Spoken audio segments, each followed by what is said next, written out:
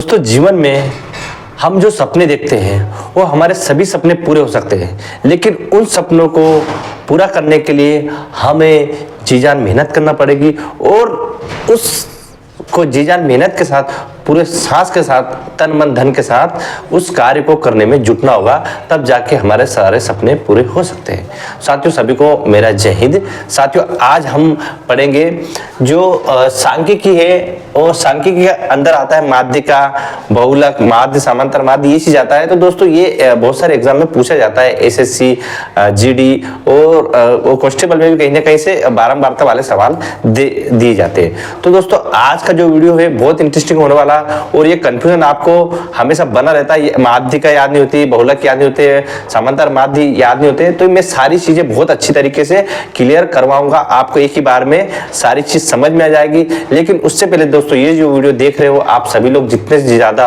हो सके इसको शेयर करें और लाइक करें, कमेंट करें। तो दोस्तों देर ना करते हम शुरुआत करते हैं। सबसे पहले दोस्तों क्या है सांख्यिकी, मतलब क्या है, गणना व माध्यों के विज्ञान को सांख्यिकी कहा जाता है। क्या कह रहे हैं कि भाई गणना व माध्यों के विज्ञान को सांख्यिकी कहते हैं, मतलब गणना व माध्यों के विज्ञान को क्या कहा जाता है, सांख्यिकी कहा जाता है। ठीक है, फिर अब इसमें देखना, फिर क्या है, जो संख्या पूरे समूह का प्रतिनिधित्व करती है, मतलब समझ रहे हो, कोई सा भी जो समूह है उसका प्रतिनिधित्व करती है, उसको कहते हैं माध्य कहते हैं, या समांतर माध्य। माध्य और समांतर माध्य दोनों एक ही चीज है, ये आपको ध्यान रखना है। ठीक है, कंफ्यूजन नहीं होना है। तो क्या है, जो पूरे समूह का प्रतिनिधित्व करती है उसको माध्य या समांतर माध्य कहते हैं। ठीक है, अब एक प्रश्न दे दिया है, क्या दिया है, किसी संख्या में 8, 10, 12, 1 प्लस 10 का माध्य 14 हो। क्या है, 1 प्लस 10 का माध्य 14 हो तो x का मान ज्ञात करो।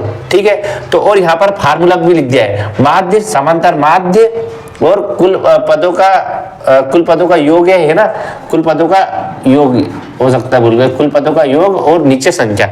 ठीक है, तो कुछ नहीं करना दोस्तों, बहुत सरल है। आपको क्या करना है, ठीक है, कितनी संख्या अपन ये लिख लेते हैं,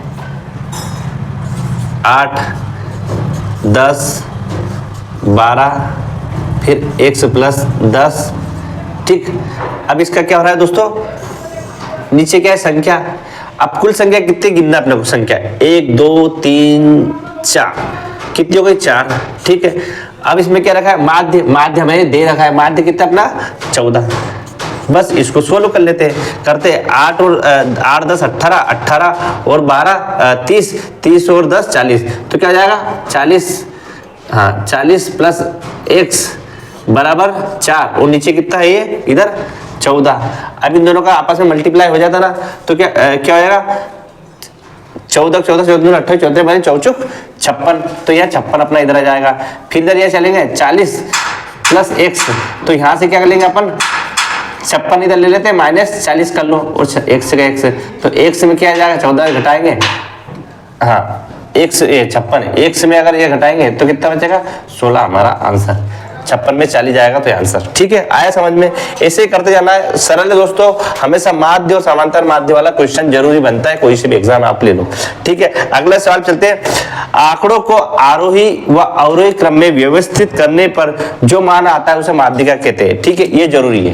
अब पूछ लेता है कि माध्यिका किसे कहते हैं, कहीं परिभाषा तो नहीं आता है, लेकिन हमें याद होने के मतलब ज्ञान जरूर होना चाहिए, हमें नॉलेज होना चाहिए कि अगर हम पढ़ रहे तो कि आरोही व अवरोही क्रम को, आंकड़े को जो आंकड़ा रहता है क्रम को व्यवस्थित करने को ही माध्यिका कहा जाता है। ठीक है, एक प्रश्न दे दिया हमने, क्या दे दिया, समझना ये जरूरी है दोस्तों, 15, 35, 18, 26, 19, 25, 20, 27 की माध्यिका बताओ। क्या है, माध्यिका बतानी। तो दोस्तों इसमें क्या रहता है, देखो क्या दे रखा है हमने, एक आरोही क्रम और एक अवरोही क्रम। ठीक है, ये जरूरी है आरोही और अवरोही क्रम में। तो इसमें क्या करना पड़ेगा हमें, सबसे पहले हमें इसको सीरियल वाइज जमाना पड़ेगा, आरोही क्रम में जमा लो। ठीक है, तो जमाते अपन क्या करते हैं, सबसे पहले सबसे छोटी संख्या कौन सी इसमें, यहाँ से सबसे छोटी संख्या अपनी कितनी, हम यहाँ से 15। ठीक है, फिर 15 के बाद कौन सी है, आगे देखेंगे 16 है क्या 17, नहीं डायरेक्ट 18। ठीक, फिर उसके बाद में 19,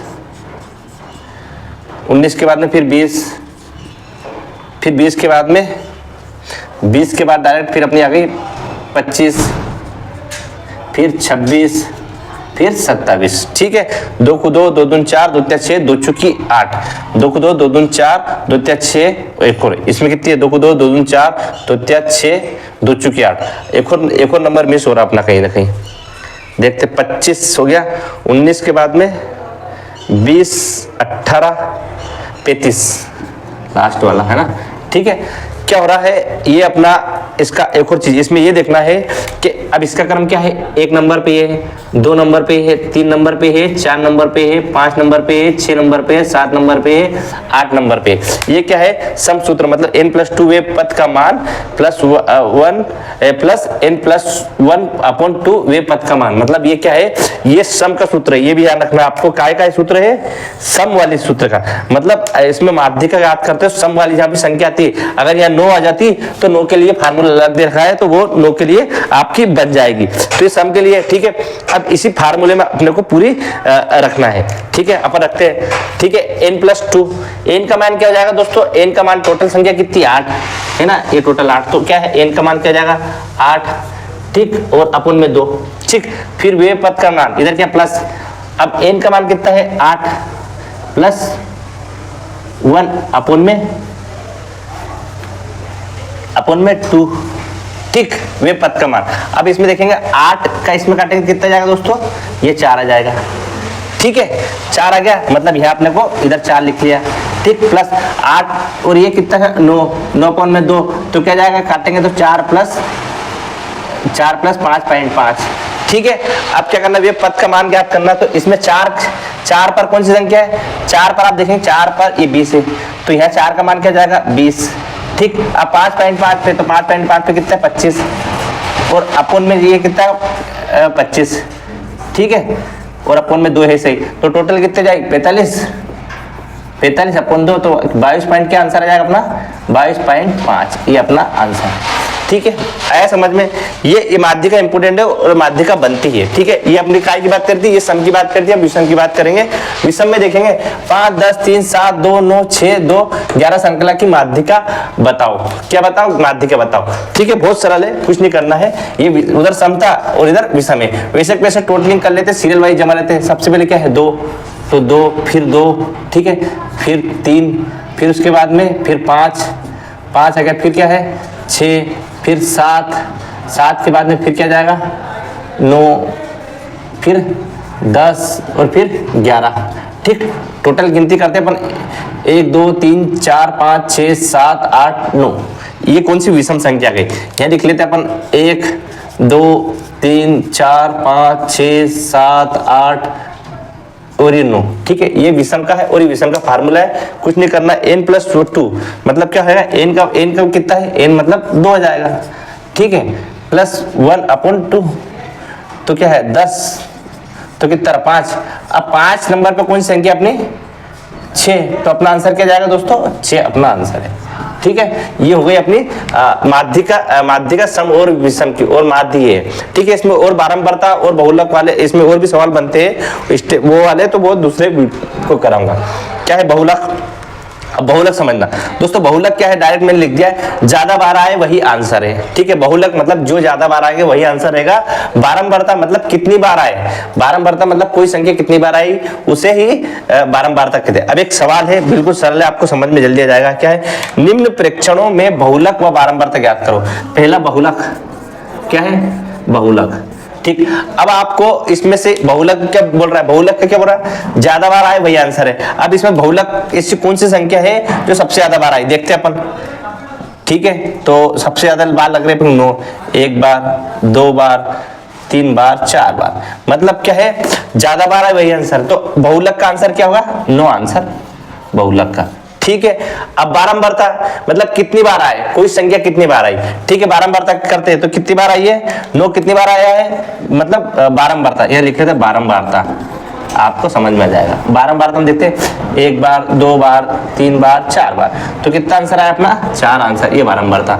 ठीक है, तो दोस्तों ये थे अभी माध्यिका, समांतर माध्य, बहुलक, ये चीज थे, लेकिन इसमें दूसरे प्रकार के भी सवाल बनते हैं, तो वो आपको नेक्स्ट वीडियो में बताऊंगा, नेक्स्ट वीडियो में। लेकिन उससे पहले दोस्तों, अगर जो लोग चैनल पहली बार तो चैनल को लाइक और सब्सक्राइब जरूर करें और हमें कमेंट करके बताएं कि वीडियो कैसे लगा। दोस्तों ऐसे ही हंसते रहिए, मुस्कुराते रहिए, अपने माता पिता, गुरुजनों और बड़ों सज्जनों का सम्मान करते रहिए और आपने जो जीवन में लक्ष्य बनाया उसको प्राप्त करने के लिए निरंतर मेहनत करते रहिए। मिलते हैं दोस्तों नेक्स्ट दिन। जय हिंद, जय भारत, वंदे मातरम, भारत माता की जय।